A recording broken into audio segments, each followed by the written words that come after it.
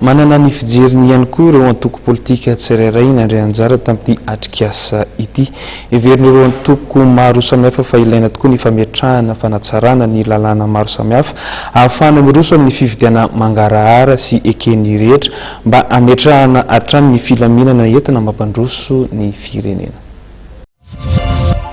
Fanjaram-panao lalàna iny ahafany fa ny hetaheta zany no atao eto ka hitantsika eo zany betsaka parti politique eo zay mo fatapirenena fa HVM no parti politique farany matanjaka indrindra ary farangeza indrindra eto Madagasikara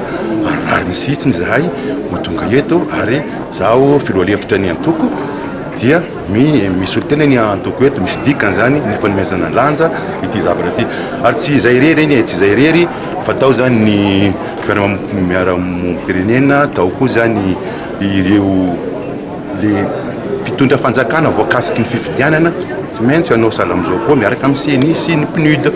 ka arabaina zany inona mo zavatra andrasana angania rehefa vita amin'ny fifidianana mba hotony ekeny rehetra mangarahara zay zany no ataotsika. Antsoina hoe état de droit dia hoe eo ambany fahefan'ny lalàna ny olona rehetra manomboka ny mpitondra fa raha mbola mieritreritsika hoe ny olon-tsotra no eo ambanin'ny lalàna dia mitondra tsy eo ambanin'ny lalàna tsisy dikany ka raha tsy mafy le fanasaziana na le fanaraha-masony le mpitondra zay manana fahefana dia tsisy dikany tontolo. Ny pratika antsika efa nandritry ny taona maro raha tsy teny afatra tamin'ny 2002 fotsiny tsika tamin'ny 2002 fa nisy hoe confrontation des résultats. Ino moa ny dikan'izany confrontation des résultats ny vokatra azo ny rehetra nanoka tany amin'ny bureau de vote ampifanatrehana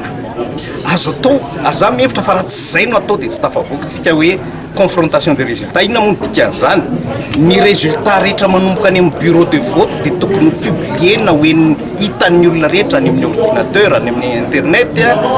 nizaniza afaka mivérifie fa ny olana ane dia hitan'ny olona amin'ny bureau de vote ray ianao mandresy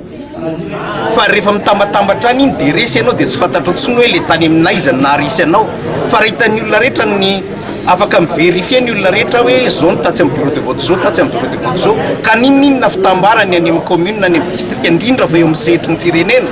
afaka manara-maso foana ianao hoe diso ty fa tary amin'ny bureau de vote zao tsy zany ny vokatra tany. Zay le confrontation des résultats hitantsika mitranga tany Gabon takiny rehetrarehetra hoe avoy par bureau de vote ny résultat dia tsy mety amoaka le mpitondra dia crise ny io na tiana na tsy tiany nataonao forcine raha hoe lany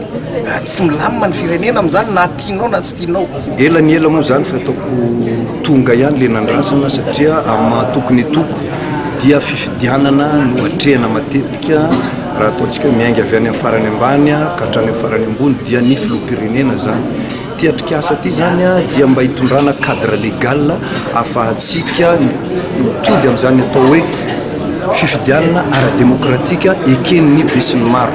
Zay zany no zavatra antenaina ny vokato aingany koa ny antoko tsirairay dia samy manana ny heviny ho aposany mba ahafahana ampandroso ny firenena satria zay mo ny tanjona rehefa milamina ny fifidianana dia tokony lamina koa ny fitondrana dia afaka mandroso ny firenena.